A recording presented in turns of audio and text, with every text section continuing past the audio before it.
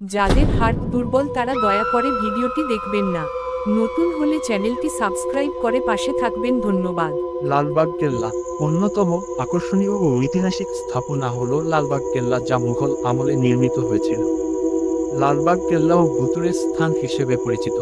কেউ কেউ বলে লালবাগ কেল্লায় সুবেদার শায়েস্তা খাঁর কন্যা পরিবিবির আত্মাকে রাতের বেলা ঘুরতে দেখা যায়।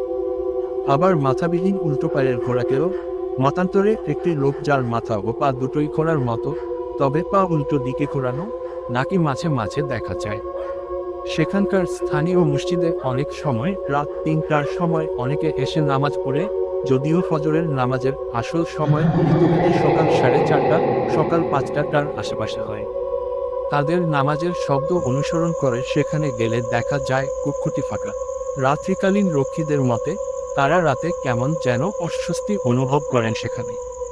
লালবাগ কেল্লার আরেকটি ভুতুড়ে জিনিস হলো এর তলদেশের একটি সুড়ঙ্গ।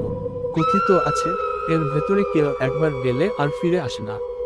কেউ বলে সুড়ঙ্গটি এখান থেকে দিল্লি পর্যন্ত বিস্তৃত, আবার কারো মতে এটি টুঙ্গি নদীতে গিয়ে পড়েছে। তবে প্রকৃতপক্ষে কেউই জানে এর গহীনে কি রহস্য লুকিয়ে আছে।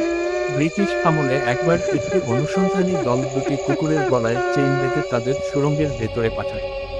একটু পর চেইন ধরে টান দেয়া হলে চেইন দুটি ফেরত আসলেও কুকুরগুলোর নাম নিশানা পাওয়া যায়নি। এরপর কিছু হাতিও সেখানে পাঠানো হয়। বলা বাহুল্য সেগুলোরও কোনো হদিস পাওয়া যায়নি। এই ঘটনার পর ব্রিটিশ সরকারের পক্ষ থেকে ওই সুড়ঙ্গমুখ বন্ধ করে দেয়া হয়। সেই সুড়ঙ্গ আজও বন্ধ।